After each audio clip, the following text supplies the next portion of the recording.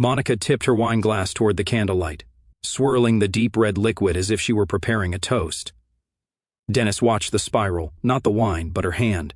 How it danced too easily these days. Light, flirty, careless. It had taken years for her to stop biting her nails. Now they were perfect, French manicured. She said it was for work. Impressions matter in HR, she had told him. She had just served the second course. Stuffed mushrooms from a Pinterest recipe she had tried once before 2 years ago, when she was still trying to impress him. Tonight, the effort wasn't for him. He knew that by the garnish, parsley. She always said he hated parsley. But there it was, sprinkled like confetti across his plate. She took a long sip, eyes glinting, and then it came, mid-mouthful, as if the words had been sitting on her tongue for days. I'd totally cheat if I knew I wouldn't get caught. She laughed, a breathy, unbothered sound that floated above the table like steam. Dennis didn't flinch, didn't blink, didn't look at her. He simply placed his fork down, gently, precisely, then stood up. No questions, no yelling, no begging for context, no pretending to misunderstand. He walked down the hall like a man headed to a meeting. And in a way he was. The bedroom door closed with the soft click of finality. Monica blinked, her smile twitching, unsure whether she had won a point or struck a nerve. She poured another glass, muttering something about him being touchy. She didn't know that Dennis had stopped being touchy 10 years ago. That something in him had been quietly logging, indexing, cataloging every joke like tonight's. Not out of insecurity, but habit, pattern recognition. He didn't shout because he never needed to. Dennis didn't do chaos, he did code. And right now he was already executing a subroutine he'd built in his head months ago, maybe even years. By the time Monica stood up to clear the table, he had already chosen the objects. Not a knife, not a letter, not drama. Just a key. Her spare house key, the one she had given him when they first moved in, and a slim gray USB drive. The key now sat perfectly centered on her side of the bed. Next to it, the drive. Innocuous, silent, but inside it contained something sharper than any blade Monica could have imagined. Her own words, her own maps, her own synced betrayals. A few feet from that key was her phone backup log, not the data itself, just a printed table, dates, file sizes, sync locations, highlighted entries. No explanation needed. She wouldn't find it until later. For now, she finished her wine in the kitchen, annoyed at the silence. He's sulking again, she muttered under her breath. Jesus. But deep down, beneath the wine, the sarcasm, and the buzz of imagined superiority, something was beginning to curdle. Because for the first time in their 12-year marriage, Dennis hadn't argued. He hadn't asked for clarification. He hadn't asked for anything. And something about that, the precision of his exit, the way he walked without looking back, made the air around her start to press in. She was still smirking when she entered the bedroom 30 minutes later. The lights were off. The comforter was folded at the foot of the bed.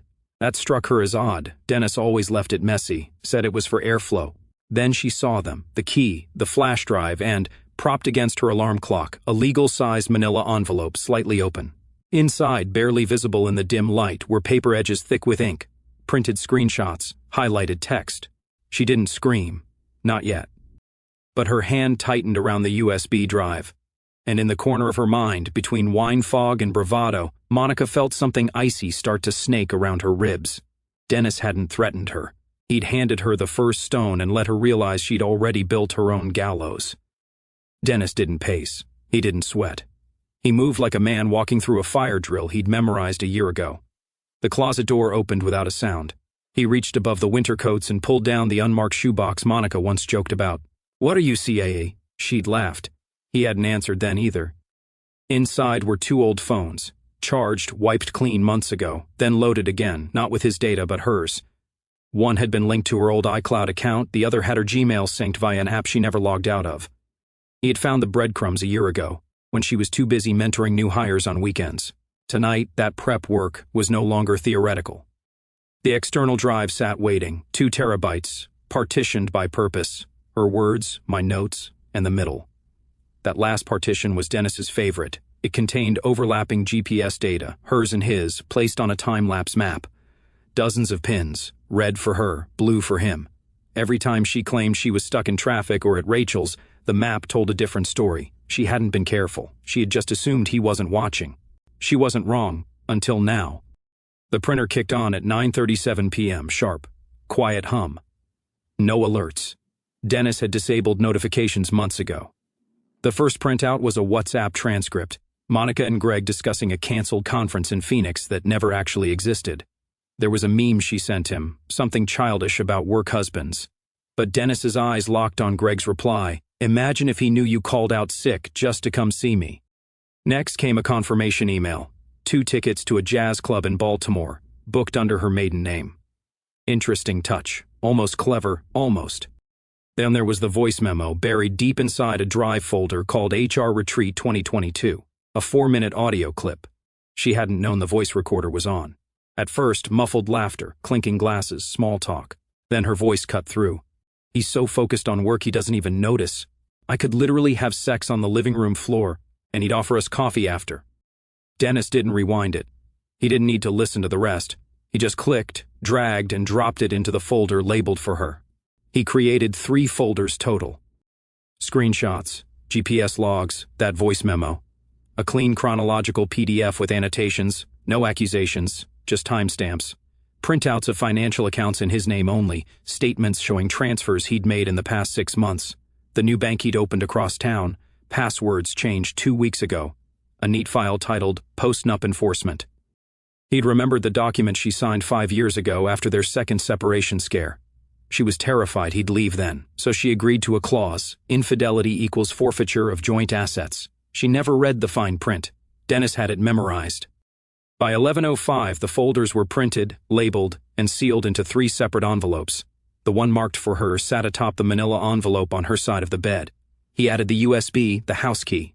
Nothing more. He didn't cry. He didn't tremble.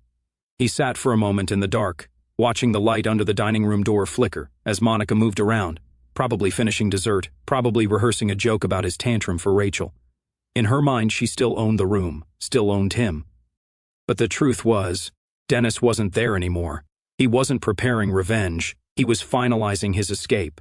And unlike Monica, he never needed to hide. It was almost midnight when Monica finally shut off the kitchen lights. She wasn't drunk exactly, just pleasantly buzzed, the way she always was when she thought she'd gotten away with something. She padded barefoot down the hallway, brushing imaginary lint off her silk pajama shorts, rehearsing the casual line she'd used to smooth things over. "You seriously got that upset over a joke? Babe, come on." The bedroom was dark when she opened the door, just as she expected. What she didn't expect was the silence. No soft breathing, no rustle of sheets. Dennis was a loud sleeper. Light snore, nasal whistle, little sighs that annoyed her more than she ever admitted. Tonight, there was none of it. She flicked on the side lamp. The bed was pristine. Not unmade. Pristine. The comforter was folded with military precision at the foot of the bed, like a hotel turn-down. Except this wasn't hospitality. It was a message. On her pillow sat 3 objects. First, the key. Her house key, the one she had given Dennis on their anniversary, back when she made a show of trust, back when she still cooked from scratch. He'd added it to his ring that same night. It had never left his pocket since. Until now. She tilted her head, half amused. "Oh, please," she mumbled. "What is this, a Lifetime movie?" Second object, a plain gray flash drive with a small strip of tape across the front. In Dennis's neat handwriting, "Try me." That one made her blink. Not because she feared what was on it yet, but because Dennis didn't do drama. He didn't make statements. He quietly absorbed, made charts, fixed routers. This felt like something else, like a provocation or a trap. Still, her reflex was mockery. "Cute," she said to the air, rolling her eyes. "Really leaning into the melodrama, huh?" She picked up the flash drive, twirling it between her fingers. Then she saw the third object, just past the edge of the pillow, tucked almost discreetly beside the lamp. A legal-sized manila envelope. Thick, heavy, no label, slightly open at the corner, revealing the edge of dense, dark, sharp-edged printed paper. She hesitated, not out of guilt, not yet, but because Dennis never left things unfinished, and this looked finished. Her buzz evaporated. She sat on the edge of the bed, still clutching the flash drive like it might explain itself. The envelope didn't scream revenge. It screamed receipt. She touched it. The paper inside was warm, literally, still fresh from the printer. That meant he'd been here less than an hour ago. And now he wasn't. She grabbed her phone from the nightstand. No texts, no missed calls. No, "I need space," or "we need to talk," just nothing. She opened the envelope. Her stomach clenched before she even processed the first page. Screenshots. Pages of them. Full-resolution prints of WhatsApp chats, Messenger DMs, even some random third-party apps she barely remembered installing. All with names she recognized. Greg, Julian, Blake. Dates, locations, timestamps. Even a reservation for a work dinner at a rooftop lounge 2 months ago under a fake name. She turned to the second page.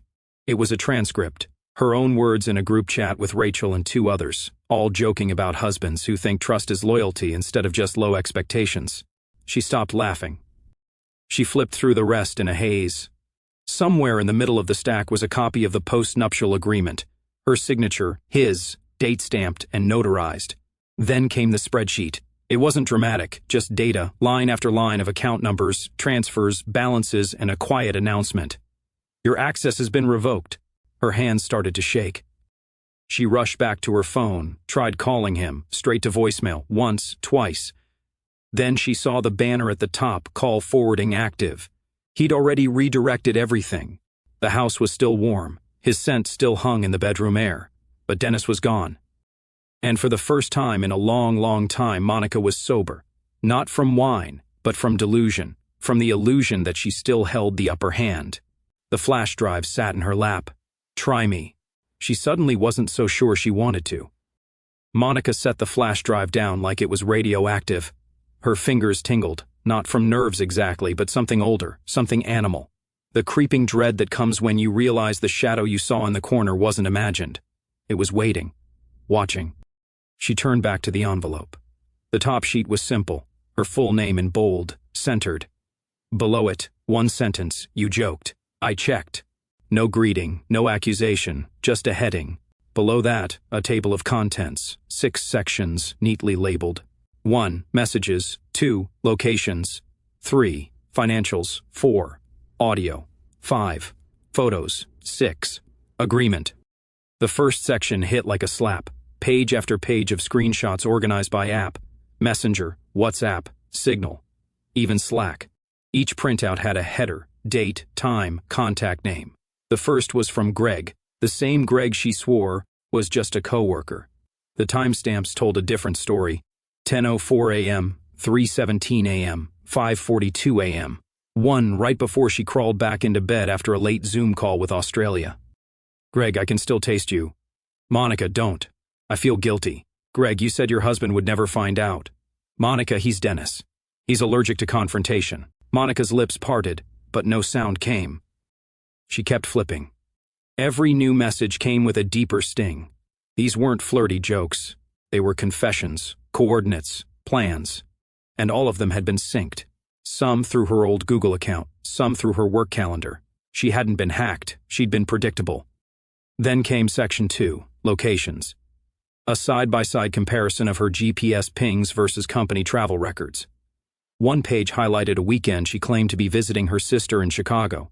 Dennis had included a hotel confirmation, not for Chicago, for Denver, 2 nights, King Suite, under a fake name, but paid with a joint credit card. She swallowed. Her mouth had gone dry. Then the financials. Bank withdrawals at 2:31 a.m., in cities where she was supposedly at a leadership summit. Ride receipts for trips to and from bars miles from the convention centers, flagged dates matched to calendar invites, attached blurry screenshots of Facebook check-ins by her conference friends. They had tagged her. She never noticed. Then she saw the voice memo labeled HR 2022's M4A. She recognized the file name. It was from the retreat.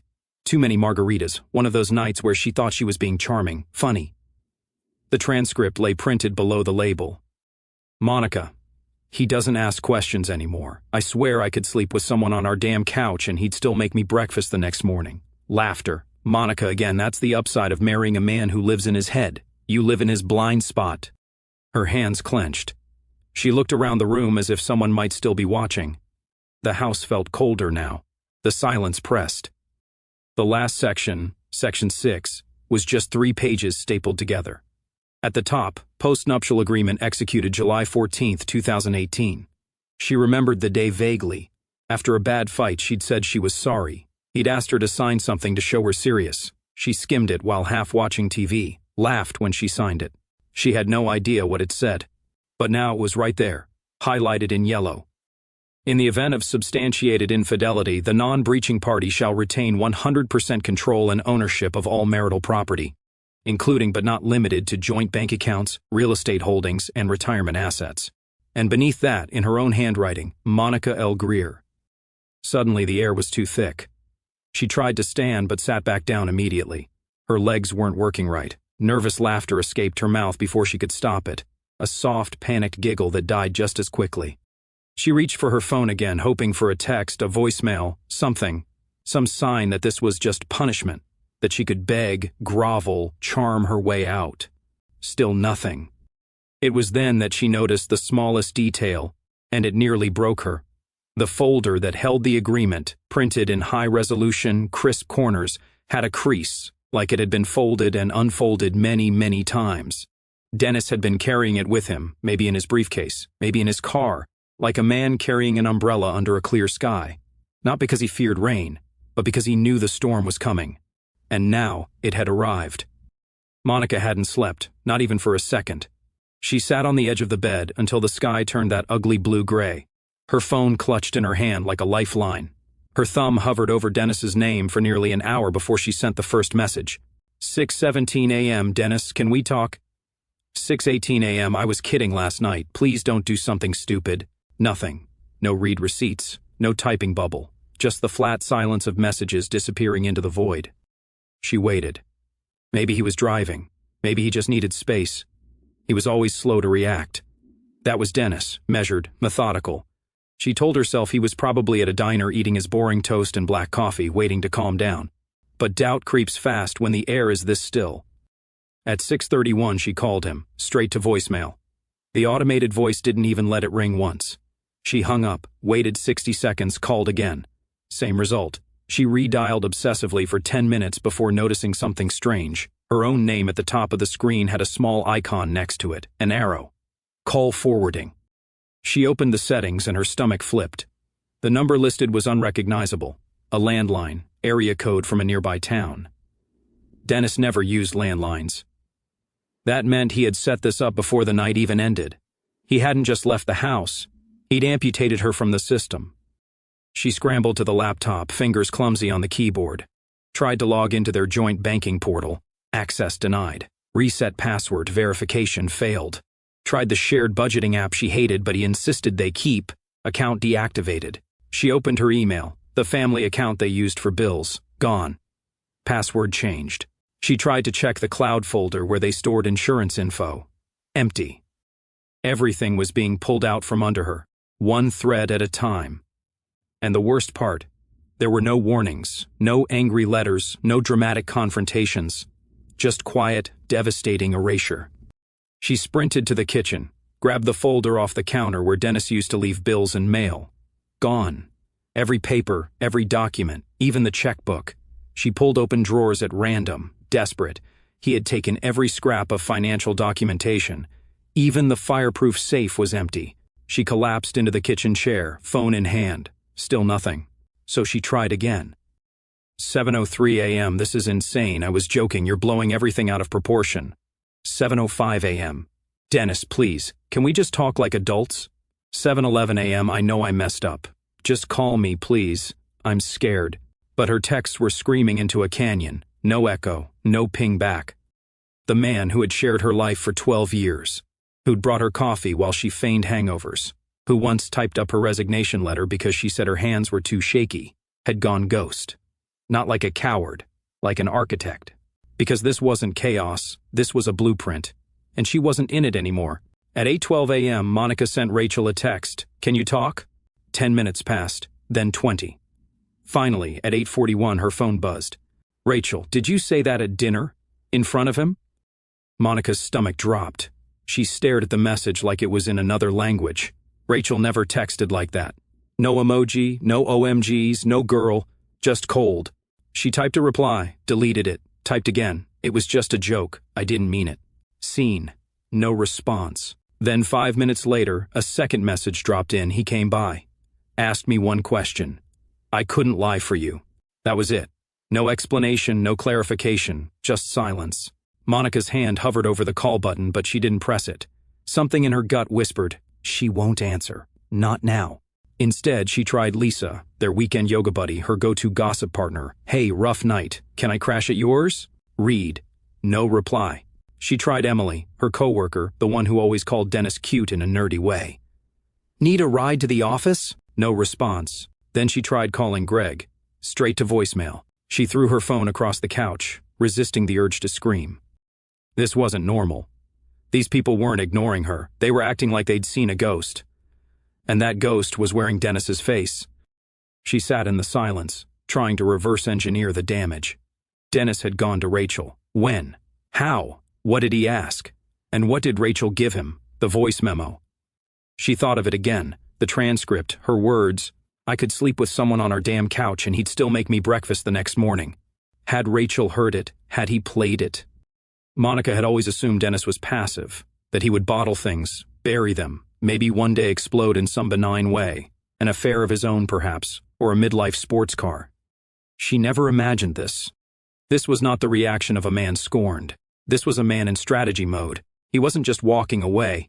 He was pruning her world, cutting her off, not just from him but from everyone she thought she could fall back on. She checked Facebook. Her account was still active, but her last 3 photos had new comments. One of them, a beach picture from 2 months ago, her in a sundress, tagged in Baltimore, had a new like from Dennis's sister, someone Monica hadn't spoken to in years. Below it, a comment from an account she didn't recognize. Funny how lies always leave shadows. The pit in her stomach sank lower. She pulled up Messenger, typed Rachel's name. The app glitched for a second, then showed a red exclamation point. Can't deliver. Blocked, blocked, blocked. She tried 3 more names. All gone. Dennis hadn't just pulled the financial rug out. He had dismantled the net beneath it, and he'd done it silently, without threats, without tantrums, like a man taking out the trash, one bag at a time. And now Monica sat in a quiet house, surrounded by pillows, pictures, and things that used to mean something, and realized she'd been evicted from her own life. Not with a bang, but with absence. The security guard gave her that look. Not the one that said you're not allowed here, but worse, the one that said, we both know what this is. Monica had been standing outside the lobby of Dennis's office building for nearly 40 minutes. No umbrella, no plan, just a sinking sense of purpose and a jacket 2 sizes too thin for the rain that had started 10 minutes ago and showed no sign of stopping. She ignored the glances from passers-by. She didn't care that her heels were soaked or that her blouse was starting to cling. None of that mattered. He always left around 5:30. She remembered because she used to joke about how predictable he was. Right now she was counting on it. At exactly 5:33, the glass doors hissed open. And there he was, Dennis, her husband. Hair slightly damp, briefcase in hand, same gray coat he always wore when the weather dipped.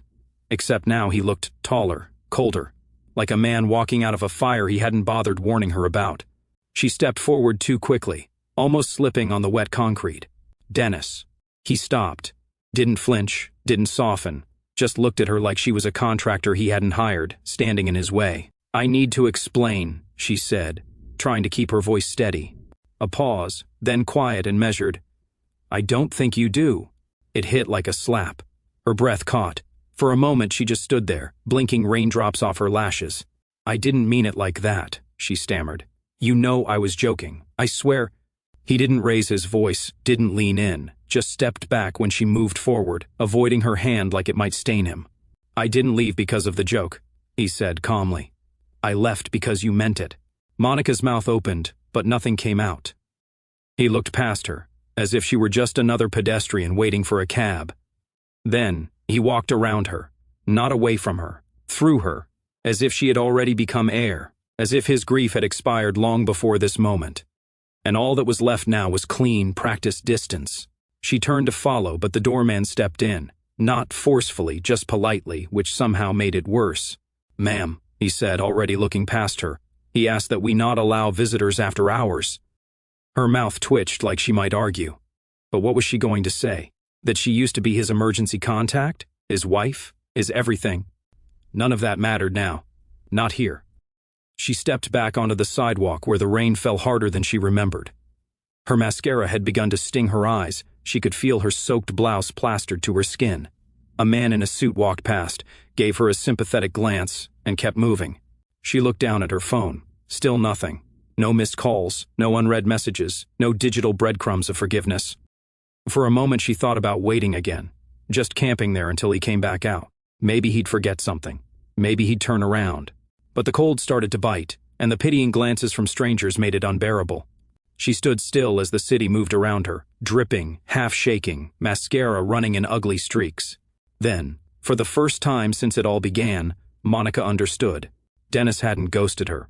He hadn't run away. He had simply finished. And she had missed the ending. By the time Monica stepped into her office the next morning, the building already felt different, too quiet. She scanned her badge at the glass turnstile. It buzzed like always, but this time no green light, no click, just red. Access denied. She blinked, tried again. Still red. She glanced at the receptionist, who gave her a stiff smile, the kind that meant something's happening. But I'm not allowed to say what. Technical issue, Monica muttered, already dialing the internal help desk. No answer. She left a message, trying to sound casual, though the edges of her voice were fraying. Then she took the stairs. By the time she reached the 8th floor, her silk blouse clung to her back with sweat. HR sat like a fortress at the end of the hallway. Frosted doors, polished furniture. She knocked. One of the coordinators, Paula, opened the door, eyes flicking up with something between surprise and discomfort. Monica, can you wait in the small conference room, please? Why? What's going on? But Paula was already turning. Inside that room, Monica's mind started spinning. She had known this might happen. Dennis wasn't impulsive. If he planned this, he wouldn't just take the house and money. He'd take her standing in the HR world she herself had built. She knew the clause by heart. She had helped write it. Moral conduct violations, including extramarital affairs impacting workplace relationships or performance, are grounds for immediate review and possible dismissal. She tried to get ahead of it. The night before, she had composed a carefully worded email to her division head. There's a personal situation developing. I want to be transparent in case you hear something out of context. She hadn't sent it. She wanted to sleep on it. Too late. The door opened 15 minutes later. Not her manager, not the director. 2 people from corporate HR and a sealed envelope. Monica, one of them said without sitting. We've received documentation that requires immediate review. Her heart rate tripled. They slid a printed email across the table. Subject line. For your review regarding employee Monica Greer from Dennis Greer. Attached, 13 PDF files. Cross-checked expense reports from company cards, hotel receipts, call logs from business trips, screenshots of text messages arranging off-site meetings during office hours, photos from public social media accounts, her, Greg, and another colleague, taken during a sick leave week. Each file was titled, time-stamped, and annotated, the entire timeline of her lies. Dennis had structured it like a corporate audit, the way she used to back when she still cared. She barely heard the rest. Something about administrative leave, something about pending further investigation, something about the code of conduct she used to enforce on others.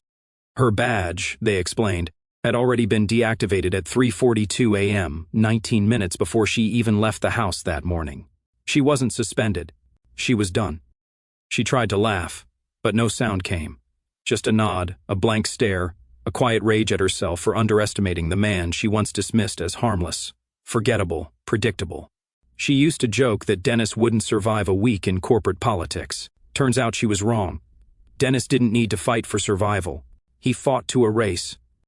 The hotel lobby reeked of lemon disinfectant and industrial failure. Monica sat in the corner by the vending machines, cross-legged in last week's blazer, a carry-on at her feet and 2 suitcases beside her that looked bigger than her current life. Her phone trembled in her hand. The screen lit up with Dennis's name. She hadn't spoken to him in days. She hadn't spoken to anyone in days. The silence wasn't just around her. It was inside her now, thick and humming. Her first night at the hotel, she told herself it was temporary. She'd figure it out. Get a grip. Fix it. By the second night, the minibar was empty. Room service ignored, and the mirror across from the bed had become something she avoided. It didn't lie. It just showed her the version of herself no one wanted to sit next to anymore. This morning she tried Rachel again. Blocked. She tried her sister. I don't want to be in the middle. Even Greg had ghosted. His last message, you should talk to your husband. This is too messy. Now, sitting in the stale hum of that lobby, watching families check in, businessmen pace with Bluetooth earpieces, a woman laughing into a call by the fireplace, Monica finally understood what Dennis had done. Not just left her, not just exposed her. He'd made sure there was nothing left to crawl back to. No fallback job, no friends, no home, and worst of all, no illusion. She stared at the phone for a long time before pressing call. It rang once, twice, then, "Hello." His voice was low, calm, tired but not sad. "Dennis," she choked out. "Please. I'm sorry. I was stupid. I lost everything. I lost you. I know that now." Silence. Then finally, "You didn't lose everything, Monica." She held her breath. "You gave it away for a laugh." She blinked hard, but the tears came anyway. Hot, fast, unstoppable. He didn't raise his voice, didn't linger, just quietly added, "I used to think I wasn't enough for you. Turns out I was too much, too present, too loyal, too blind." "Dennis," she whispered. Click. The line went dead. She stared at the screen, her reflection faint in the black glass. The call hadn't even lasted a full minute. She let the phone slide from her hand and hit the floor. The hum of the vending machine filled the silence again. Somewhere near the front desk, a toddler squealed with delight. A couple was checking in, arguing about whether to order Thai or Italian. Monica didn't move. She sat there for hours, shoulders shaking, arms wrapped around herself like armor that no longer worked. At some point, a bellhop asked if she needed help. She shook her head and pointed to the elevators. Room 403, booked for 3 nights. The room wasn't hers. It never would be. Just a space between what she had and what she no longer deserved. The gate creaked when she pushed it open. It always had, but she used to tell Dennis to leave it that way. Said it gave the house character. Now the sound scraped across her nerves. It had been a full week. 7 days since the lobby. 7 days since he hung up. 7 days since she checked out of the hotel and wandered through half a dozen dead ends. An Airbnb she couldn't afford past 2 nights. An ex-colleague who offered sympathy but no couch. A sister who told her over speakerphone, "Maybe this is what rock bottom looks like for you." And now this. One last pilgrimage. She still had the spare garage code. He hadn't changed it. A part of her took that as a sign, a thread she could pull. The door opened easily, too easily. Inside, silence. The kind of silence that only comes when something has been emptied, not just vacated, erased. No photos on the walls, no keys on the hook, no hint of his cologne drifting in from the bathroom. The kitchen was spotless, cabinets open, empty. Not like someone had packed in a hurry, like someone had planned. The living room was stripped to its bones. The couch was gone. The rug she picked out at that flea market, rolled, vanished. Even the bookshelves had been dismantled. Only the walls remembered what had hung there. But the bedroom door was shut. She stood in front of it for a long moment, hand trembling above the knob, already knowing that opening it wouldn't lead to salvation. Only confirmation. She pushed. The room was perfectly staged, bed made, corners tucked tight like a military barracks. Nothing else. No note, no suitcase, no clothes, not a single item of shared life. Except for one thing, centered perfectly on her pillow, a frame. Inside, a single piece of white paper, her words in bold font, ink darker than anything else in the room. "I'd totally cheat if I knew I wouldn't get caught." And underneath, handwritten in Dennis's precise, cold penmanship, "Now you know." That was it. No signature, no date, just finality. She let out a sound, something between a gasp and a wail. Her knees gave out.